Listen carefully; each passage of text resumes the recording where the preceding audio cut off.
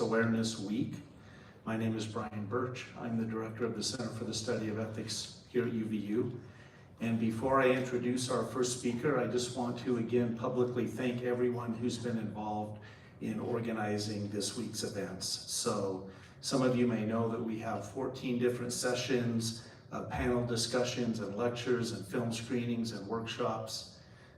So if you'd like to participate in the events between now and Friday, there's a QR code on the poster outside the door, which has our complete schedule. And we'd love to see you here for those. And if you have any questions, please feel free to approach me or anyone on our staff. So I'm very excited about this session in particular and to introduce our first speaker. Kim Abunawara is an associate professor of integrated studies here at UVU, where she directs the humanities program and also serves with me on the religious studies program. She is an award-winning teacher and actor. She received her MFA from the National Theater Conservatory in Denver, went on to receive her PhD in theater from BYU. Prior to coming to UVU, Kim was the director of the acting program at the University of Texas, El Paso. Her recent publications, as you'll see today, address how religious identity shapes the student experience in the UVU classroom. And she's published on this work in the Journal of Beliefs and Values and the Interdisciplinary Humanities Journal. Recent acting roles include the film To Hell and Back, along with theatrical performances in Silent Sky, The Fossil Record, Doubt and Angels in America, and The Wizard of Oz. So Kim is a multi-talented person, one of my favorite people on campus, and I think you'll see why. Please join me in welcoming her.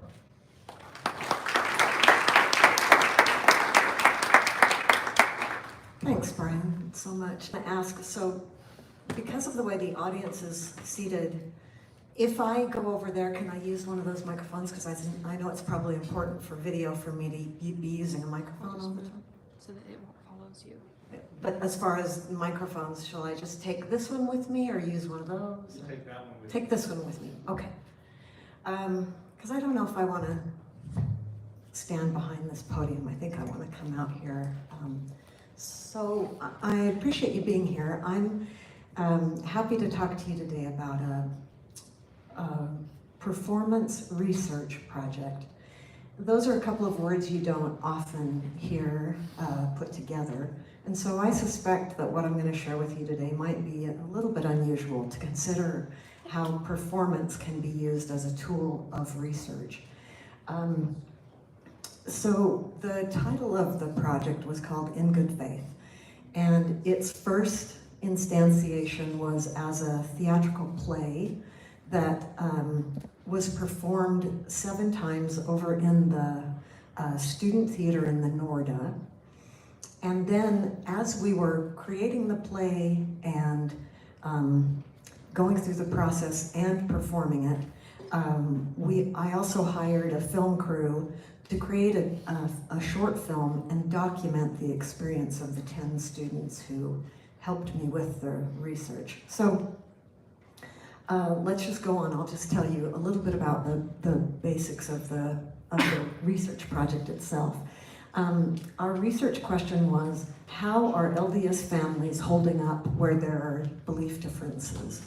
I was focused particularly on the relationships in LDS families. And when I say LDS families, relationships, I'm talking about people who identify as Mormon and people who identify as former Mormon or who maybe are in some kind of transition. And these are the 10 students who helped me realize this project and helped me conduct the research that we did. Okay. So first of all, when you're doing a research project, you have to do a literature review. So the first question I needed to answer in my literature review was, is religious agreement necessary to a good relationship? And we might have different ideas about that, different experiences with that. We might think that that's obviously a yes. Well, actually, there are studies demonstrating both. That there are a lot of studies. In fact, if you look over on the right side under the no, the Allen and the study, the 2023 study by Allen, is Jordan, that's Jordan Allen from the communication department here at UVU. She's a colleague of mine, and we did a research project together about this very question, and she discovered in her research that there's actually a bias in the literature that the answer to this question is yes. She says she accuses even scholars of being a little bit biased. And she acknowledges all these studies, Myers, 2014, Pearson, Axon, Stokes, and Regeneris, and Culliner and Warwood, that all say that, yes, a religious agreement contributes to a better quality of relationship. But she uses Morgan and Koenig-Kellis and her own work to challenge that and say, well, it isn't necessarily the case. Sometimes religious disagreement, when you battle across it and work harder to try and understand each other, sometimes that can have a positive effect on a relationship, and it can be a plus. So the literature is mixed on whether or not you need agreement to have a positive relationship. All right, so now our method. What was our method in this study? Our method was something called performance ethnography, which essentially means that we interviewed people. So my 10 students interviewed Mormon and former Mormon volunteers. They found them mostly through social media. They conducted about 40 hours of interviews. They transcribed them, and then they brought excerpts from the interviews that they thought were particularly poignant and meaningful. And then we went through a process from January to March of this year, curating a script, if you will. But all of the words came from these interviews. And so we created a 50-minute play. I wanted to make sure that the play was short, because really important to performance ethnography is the discussion that comes after the play. So this was going to be a live performance event with an audience that was going to be introduced to these ideas, and that was where the magic was going to happen as far as I was concerned. The theory about performance ethnography is that performance is a really powerful tool to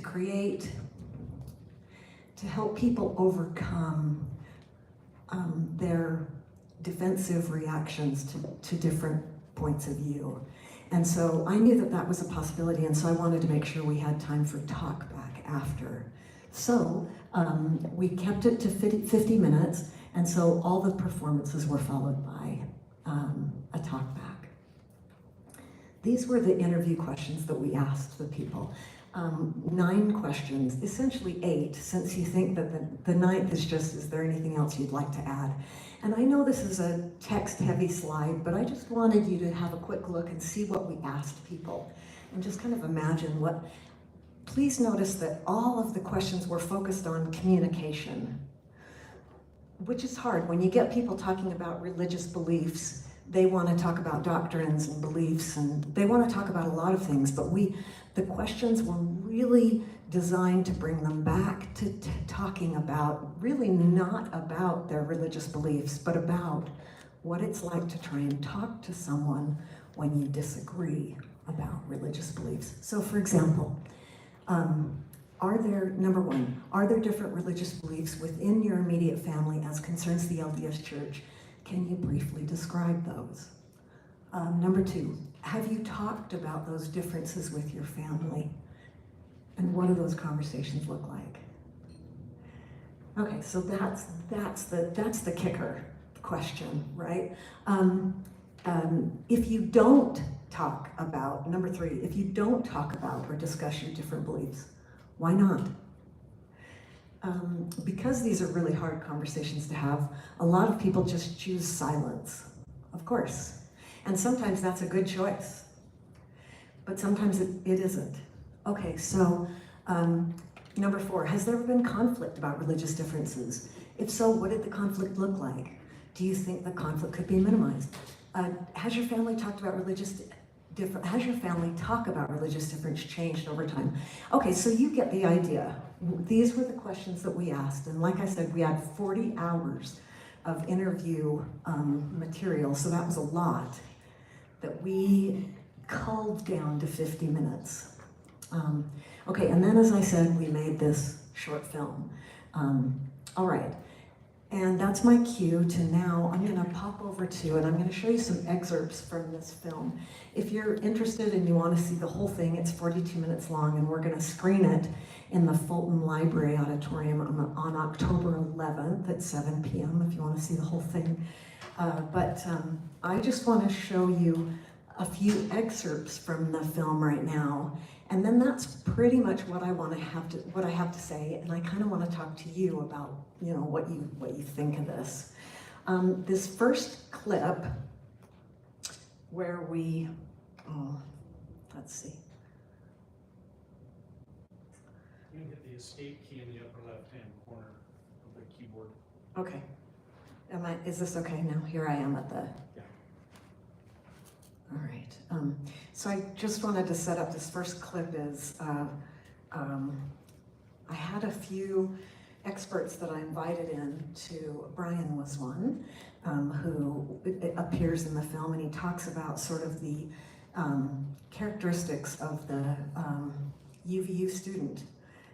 He talks about sort of the demographics of UVU student population. Vis-a-vis membership in the LDS faith, and kind of that experience, because this film, the through line of this film is the experience of these 10 students and what it was like for them to conduct this research. And so I got some experts like Brian and Jay O'Day over at the Interfaith Center, and this woman who's gonna start these excerpts that I'm showing, and her name is Lisa Tensmeyer Hansen, and she is one of the founders of a place that has offices in Orem and in Salt Lake called Flourish Therapy, and she is really highly qualified because of her clientele to address this issue of the difficulty, what it's specifically like within LDS families when there are faith differences. So.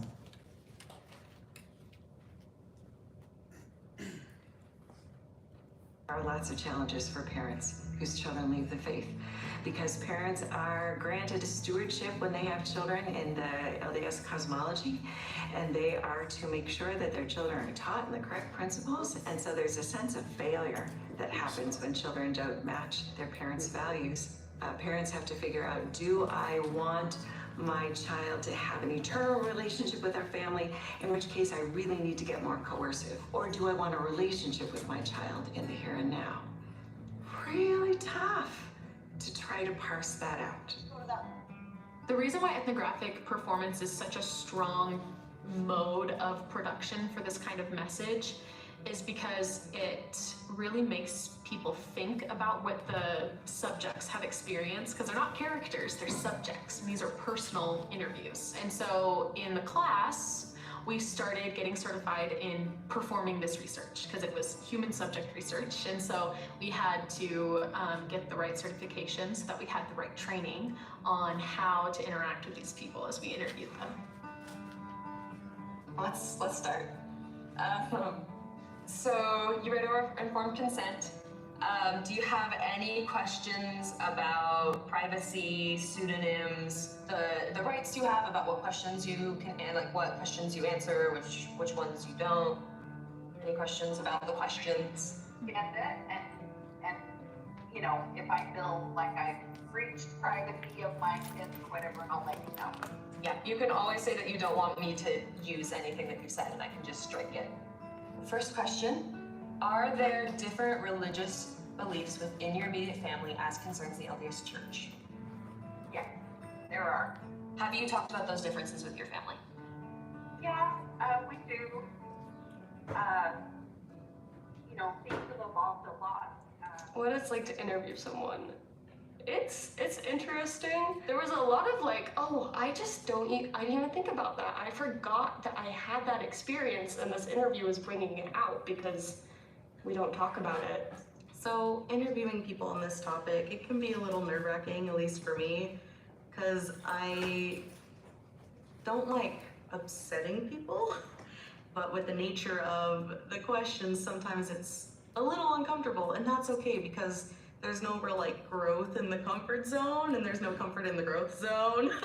How do I just approach this I feel like I just would like some practice approaching it with as much sensitivity as I can and practicing giving my interviewee as much grace as I can, because this is not an easy topic. Talking about faith differences in family is heavy.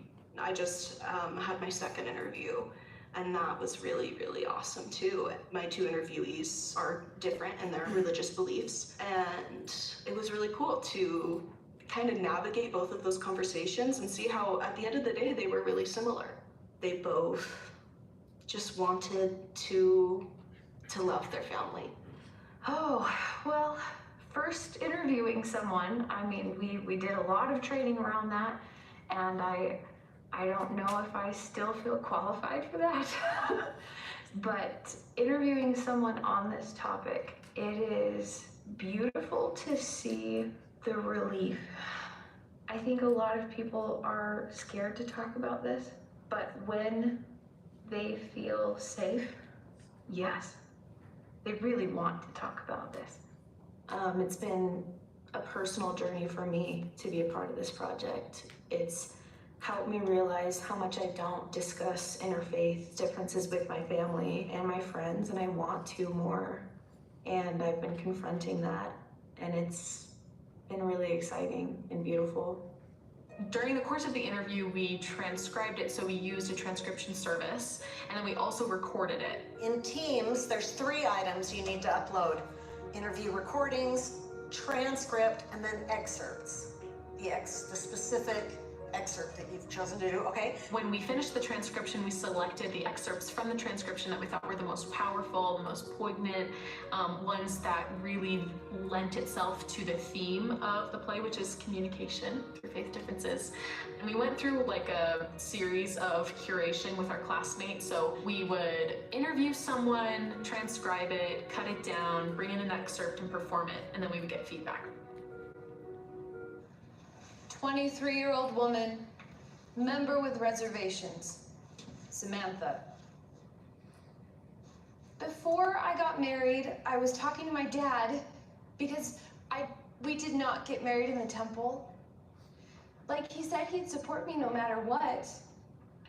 You know, he told me he would like to see me get married in the temple, but if I don't, then he's still happy for me. We'll be there, and my younger brother, he'll make these comments like, I'll be the only one not drinking tonight. Making these snarky comments, shaming them. And I'm like, get your crap together, my guy. You're not the only one not drinking. I don't drink. I did talk to her, and I said, I'm trying to be respectful and understanding of where you're at with not wanting to be in the church. I think I've explained why I am, so you get to respect that. And part of that is, it's my home. You don't have to say the prayer. You don't have to say amen, but you do get to be quiet and respectful. We have not had conversations about my choice to be with Hannah or Maya. There was an email that they didn't realize that I was a part of. They were talking about whether or not Hannah and her kids were gonna come to a family party. And one comment was, well, we follow the prophet, so no. I'm like, oh my gosh, which prophet are you following? I don't remember any prophet saying to exclude. And one of the things that I noticed that was a lacuna in this is the fact that families are torn up by these beliefs. They're shredded, they're traumatized, and not everybody wants to reconcile in those cases. If I have to respect a belief that invalidates my very identity in order to have a conversation with them, I don't want to have that conversation. And it's not fair to think that I ought to, that I have some kind of obligation to do that. So one of my interviewees, Penny, does not speak to her family anymore. And I just want to say that experience is so valid, and I don't think any of our intent at all is to say if it is not safe to have these conversations, you probably shouldn't be having them. I know how difficult that can be to try and have a relationship with somebody who maybe doesn't validate your own lived experience, and in some cases it just isn't worth it. Yeah, but there are other cases in which it is, so. For me, I was watching going, okay, who can I have these hard conversations with? Who have I been avoiding these conversations with? Because there are people in my life still that I'm like, I don't feel comfortable and I don't know how to handle that. And so having the courage to be able to maybe have hard conversations in places that that's appropriate, and then also being watchful of myself and protecting what can I do? What am I willing to do? You know, so. In the past, before this show, I would like gossip about the church, and I would gossip about my family members who were LDS. I don't need to gossip anymore because I realize that I'm talking about real people with real beliefs. It's been really nice to be able to talk to people, especially with my family members. It's just been really beautiful to just really see them. When I came into this, I thought that there would be Mormon bashing. I know that I was in a very bitter place, and I was afraid that that would come through and I would be encouraged to keep being bitter. But quite the opposite happened. I just feel so much more love for members than I have in a long time. You know, I'm not religious, so I feel like I've gained a newfound respect for religion. Angry at the church when I left, and I feel like this process really helped heal a lot of that for me. Now me and my mom talk about the church a lot more freely with each other because we know where each other are at now because we've been able to talk about it. Conversations in my family, and especially in my marriage, like there was so much fear there that we would realize our beliefs are so different that we weren't compatible. And so any conversations we had, although we were really good about talking about it, they were so scary and so emotional. Second to last show, I went back home and my husband and I talked till 3 or 4 in the morning, and there was no fear, only curiosity. It was amazing how much we had misunderstood about each other's beliefs. The relief to just not be scared anymore. I can't express what that means. It's always gonna get better. There's nowhere to go but up. I feel like at the beginning of someone's faith transition, or if they leave the church, it can feel like the worst thing in the world. But it's just gonna get better from there. You know, you're starting from rock bottom of this really difficult change happening. But trust that, you know, a couple months from now, a couple years from now, it's gonna be better.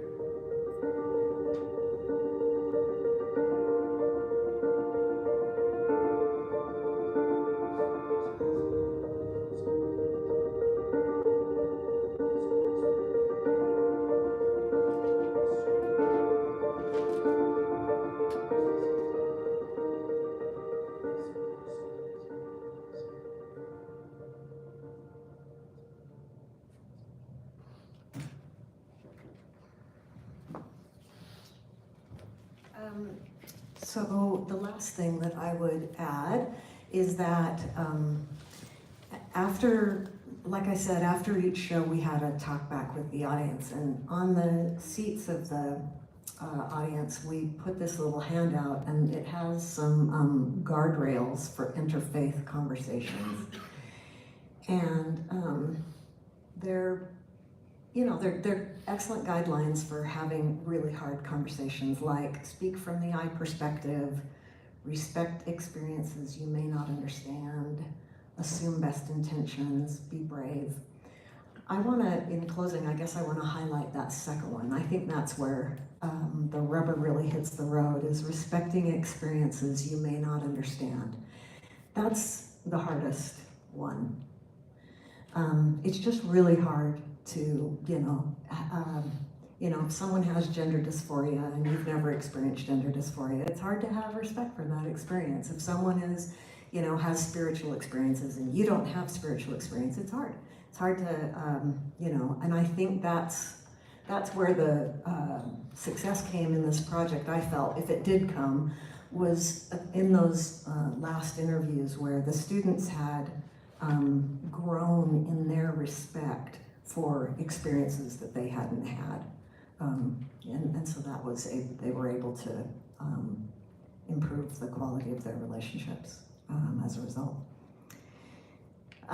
That's what I had. That's my explanation of this project. And now I guess if you have any, I'd love to talk to you about it. If you have any questions about the project or any observations, I'd be happy to.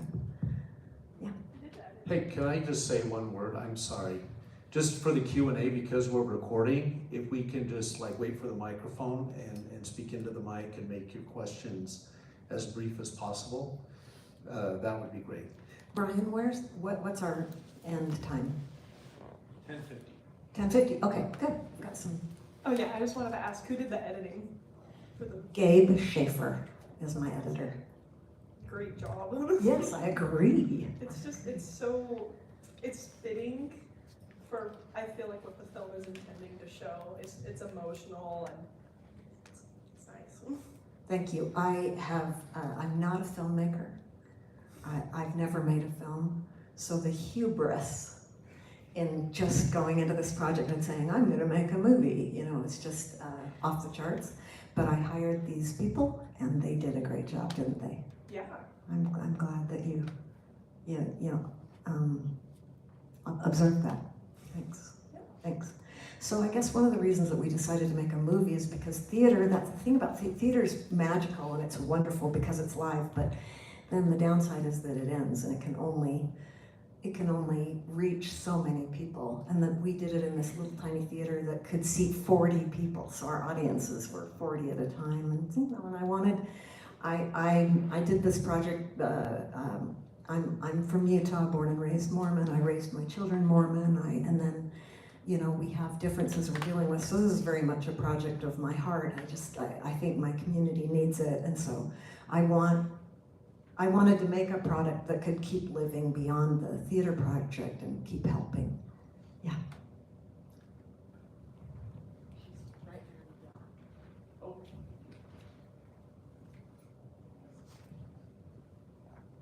So it seemed like, just from watching that short clip, that this was a very emotional, very personal experience for a lot of your students, and it seems like for yourself as well. Were there any challenges that you had in working with your students working with interviewees, your students working with each other, where they had their own conflicts of belief and they had to communicate and have their own sort of personal experience with this? Yeah, loads and loads of challenges. And I guess I want to express my sincere gratitude for these 10 students. Brielle Zindra, Leah Carr, Maya Odom, Caleb Voss, Preston Oxenhurt. I always called him Preston, so I hope that doesn't. Marissa Haynes, Mackenzie Blair, Mitch Hales, Savannah Arnold, Kara McCarthy.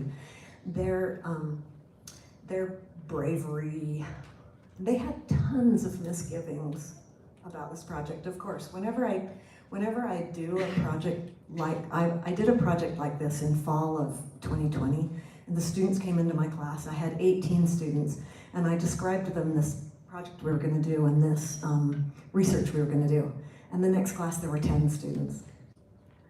So half just fled and that's fine, because sometimes we're just not ready to have this conversation. It's just not now, maybe someday, but not, and that's important that we have these conversations when the time is right. But yeah, your question's so right on, and I think you've really sensed. It was really, really hard for the students, and there were, among the students, there was disagreement, right? And so in talking to each other and deciding what was going to be in the show and what wasn't, it was so important from my perspective that, I figured anyone who came to the show was going to come in armed on both sides, because everybody feels like they've been beat up, everybody.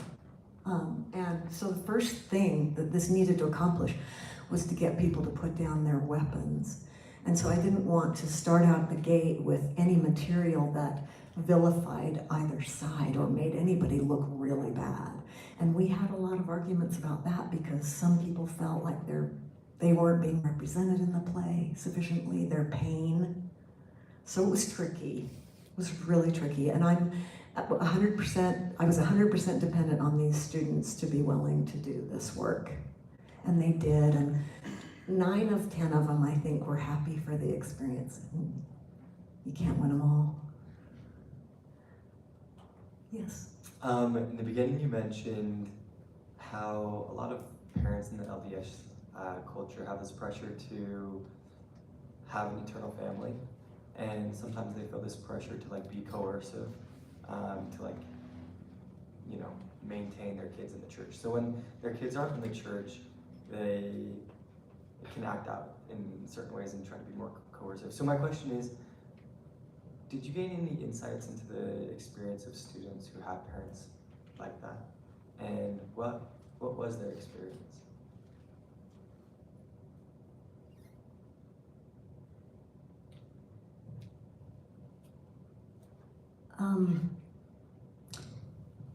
I think that the way I would address that, I think we all gained insight into the various perspectives that are represented in the piece. Whether it's a parent who's scared to death and so choosing to be coercive, or someone who feels that their identity is jeopardized by the beliefs of the organization. I really want the goal here, that number 2, to respect experiences that, you know, you may not understand. I really wanted us to be able to understand where that parent is coming from who's being coercive, right? Parents who are being coercive are probably afraid. They're probably scared to death. That's why they're behaving that way. And just anything we can do to try and understand where they're coming from will just help us. We're not gonna, there was so much heartache in these interviews, and there's so much heartache surrounding this issue that a research project's not gonna solve. It's not gonna solve. But I tried to keep our vision on the goal of just trying to preserve and nurture the relationships. I just think it's tragic and devastating when relationships end or fail or collapse under the weight. I'm pulling for the relationships, and I thought that Tensmeyer Hansen was so articulate when she said, okay, this is the choice of the Mormon parent. I can either get more coercive, or I can choose to have a relationship with my child in the here and now. What a choice to have. Good heavens. The stakes are so high. It's hard, it's so hard. Do you have any follow-up? It's such a good question, and I don't know if I did a good job in answering it. Okay.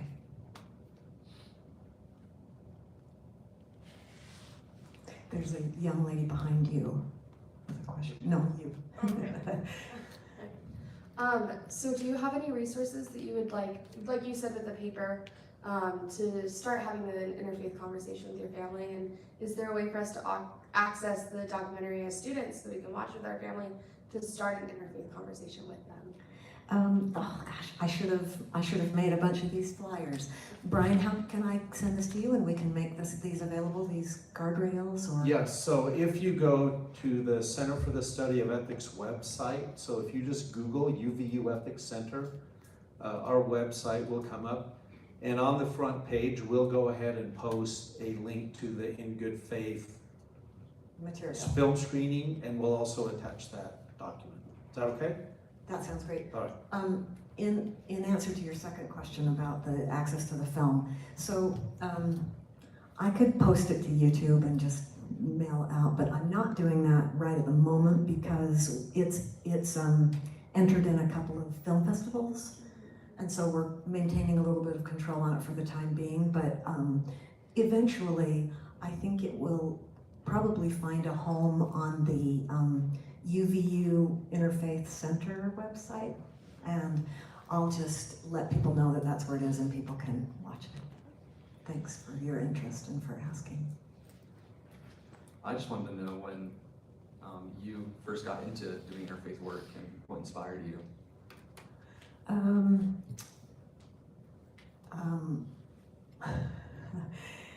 I first got into interfaith work was when my 16-year-old son told me he didn't want to go on a mission, and broke my heart. Yeah, that's when, I was dragged kicking and screaming into interfaith work. I don't want to do interfaith work, but no, I mean, I'm being dramatic, but my family, I lost my faith, my children, some of my children lost their faith, so I'm part of an interfaith family. My husband and one son identify as Mormons. Myself and 3 of my children don't. There's nothing more important to me in the whole world than these 6 people, these 5 people, this little unit. And this simply was not going to be the end of our family. That was just not an option. We were going to survive this. And so for me, it was about, really fighting for these relationships. So that's why.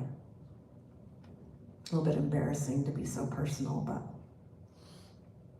Kim, I've got a question for you. So obviously you've got tough choices to make with curating the voices, right? And trying to manage, right, what voices are going to be heard, because, you could create a 5-hour-long film. So what was the decision-making process in terms of including what you felt was essential and the tough choices for what to leave on the cutting room floor?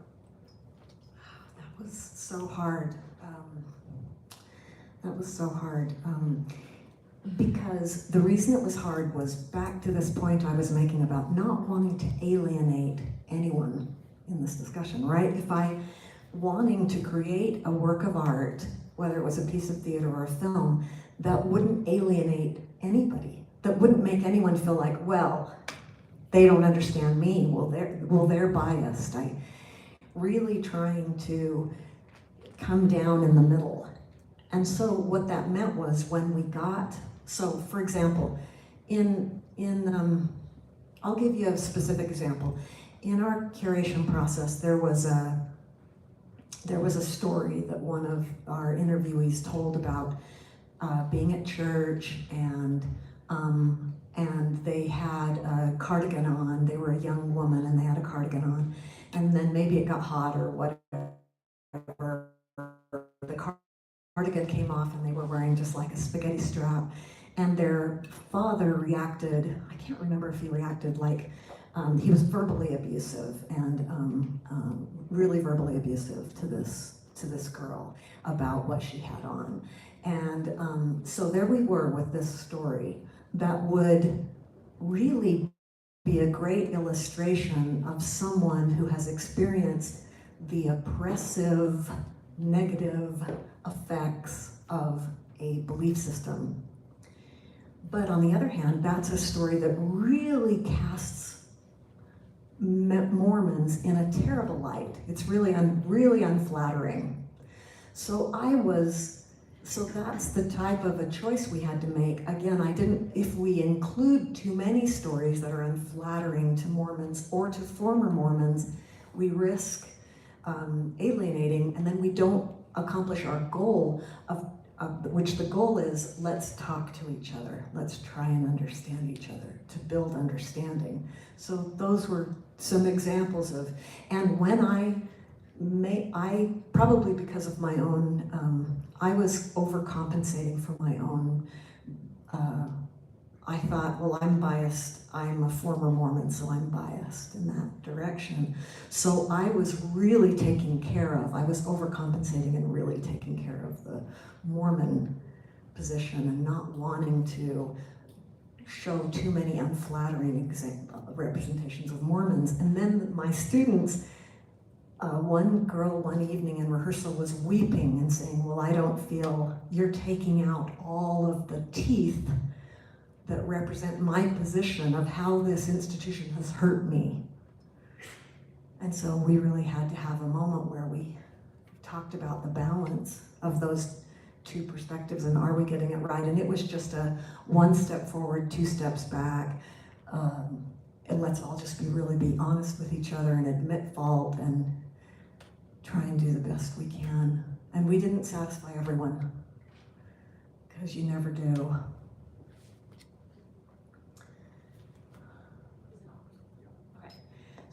So my husband and I attended this performance when, as part of the showing. I'll hold it very close, so there you go. Okay, so we attended the performance, and this is more of a comment than a question. I was so grateful for the performance. It felt really relevant, very fair. My husband and I, so we had, same thing, you've grown up in Utah County. We did the traditional Mormon path. We had 4 children. Our children left before we did, because they just couldn't reconcile the belief system with, I guess, what we taught them, which I found kind of ironic. But our children left, my husband and I left, and this is a very, I think, Utah County story. I think this is relevant to so many people. You look at our families of origin that had, we were born in Mormonism. We had 5 siblings and 4 siblings. Every single sibling on both sides but one is left. Our in-laws are both in. My parents are half in, half, like one's in, one's not. And it just resonated so much with me because it captured the pain on both sides. It is painful to be in an institution when your morals and your value system push back against that. It's painful to be on the other side where that's what you've raised your kids in and they don't want a part of that. And I saw that from both sides because my children left when I was in, and I left, and my mom is in, and do you know what I mean? Like, there's so many different things that interweave into each other, and I feel like one of the strengths of the presentation is that you had these different personas, because everyone's story is different, but everyone's story is also so similar. And so you're taking like an archetypal thing with religion and faith and families, and you went down to the nitty-gritty of each individual story. Is super personal, it's traumatic while also wonderful, and it's not just all good, it's not all bad. And we walked away from the performance just feeling incredibly grateful that you did this work, because it is messy, it's painful for everyone in a lot of ways, but it's such a necessary conversation, because this is or will be likely part of many people's lives that live in an area that is, there's a dominant religion. And so whether you're part of it, whether you know somebody's part of it, you're likely going to interact. And I just was so grateful that you did all that work. The students were amazing. I felt like it was like mature beyond their years in terms of what they brought to it. And so I just wanted to express gratitude more than anything that you did the work, because it impacted the 2 of us that saw it, and I'm sure many other people in the community as well. Thank you so much.